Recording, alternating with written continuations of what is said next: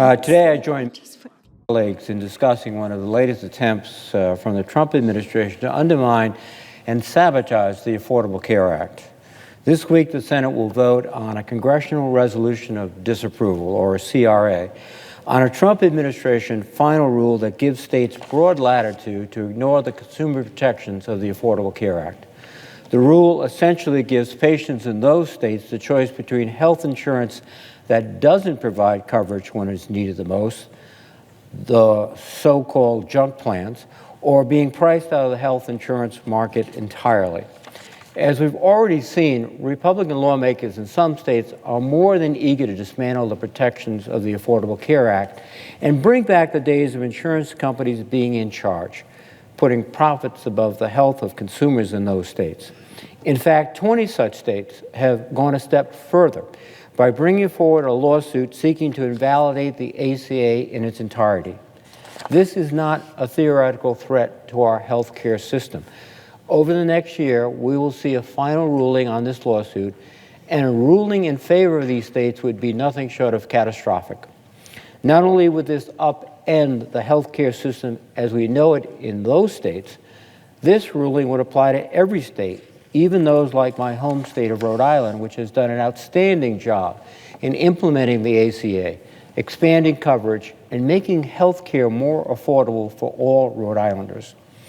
The Affordable Care Act has given individuals and families more choice, more affordable options, and more control over their health care.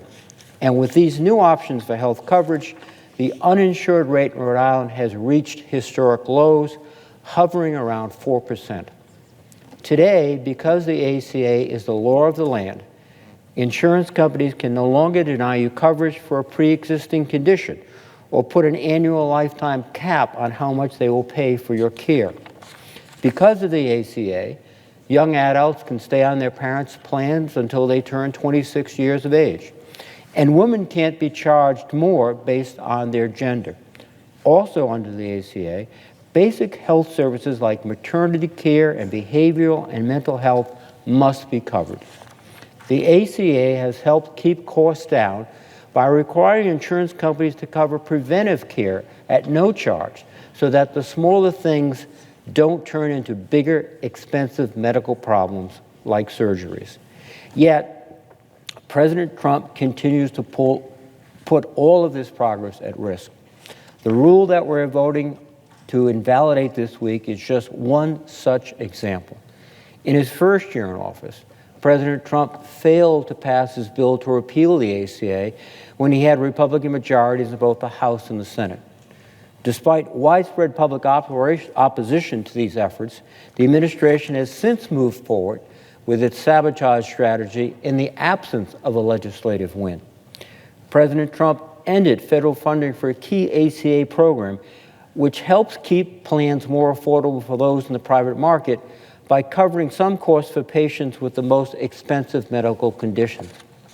Next, the administration put forth new rules to allow more junk plans, plans that can charge more for those with pre-existing conditions and that can refuse to cover needed health services. And now, the rule subject to this week's vote goes one step further in allowing states to expand these partisan attempts to weaken the ACA, increase cost on consumers, and increase the uninsured rate. And if this wasn't enough, a single court case championed by partisans looking for a political win could overturn the ACA as soon as next year. If President Trump's strategy succeeds, many Americans will suffer. Pre-existing condition protections would go away, and over 50 million Americans with pre-existing medical conditions would go back to being priced out of coverage. The Medicaid expansion that helps states cover more than 12 million Americans would also go away.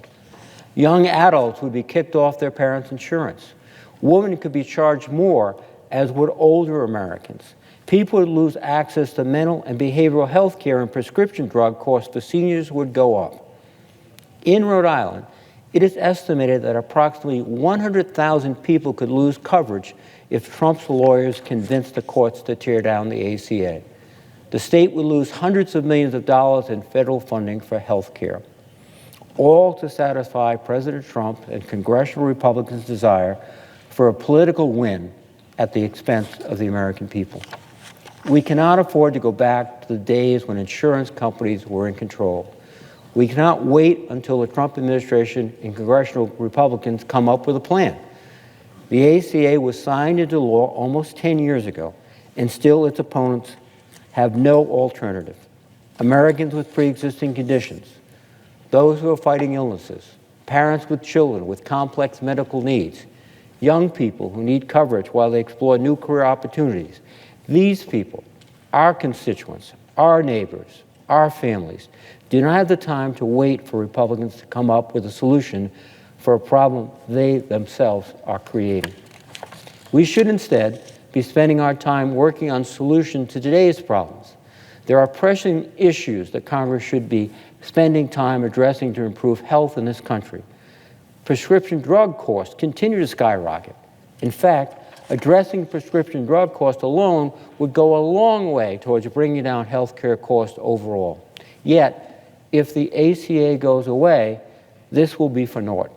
It won't matter if the drug companies are required to negotiate fair prices for drugs and are prevented from gouging customers. Without affordable health insurance, consumers will continue to be priced out of life-saving drugs and treatments. Further, without the ACA, requirements that plans must cover prescription drugs would go away. Indeed, before the ACA, many plans did not cover needed prescription drugs, leaving patients to pay entirely out of pocket for life-saving treatments and interventions that prevent more expensive conditions down the road. Congress has made significant bipartisan progress over the last couple of years on the opioid epidemic, providing considerable funding to states to help people access treatment and to get on the path to recovery. However, one of the most effective interventions in the epidemic has been the ACA's Medicaid expansion, helping those with substance abuse disorders get treatment and get back on their feet. Without the ACA, the bipartisan laws Congress has passed in response to the opioid epidemic would be nowhere near enough in both effort and funding to successfully combat this crisis. We have also seen new data from the Centers for Disease Control and Prevention showing growing rates of suicide in this country, especially among young people, nothing short of an epidemic. I have been working with my colleagues across the aisle, such as Senator Kennedy from Louisiana, to increase funding for the National Suicide Prevention Lifeline, and with Senator Gardner to make the Lifeline more accessible. This is important work. We need to ensure that when someone courageously reaches out to get help in a time of crisis, that we are able to connect them with affordable mental health care for the long term. Without the ACA, that care may be out of reach. There's certainly more we can be doing to increase access to health care, and I've been working with my colleagues to do just that. However, allowing the administration to continue its efforts to destroy the ACA not only undermines health care for the most vulnerable Americans, but also all of our bipartisan work on critical health care issues such as lowering drug costs. The American people, my constituents and yours, expect better. I implore my colleagues on the other side of the aisle to stand up to this administration's reckless plans to upend our health care system and work with us to improve our health care system instead. And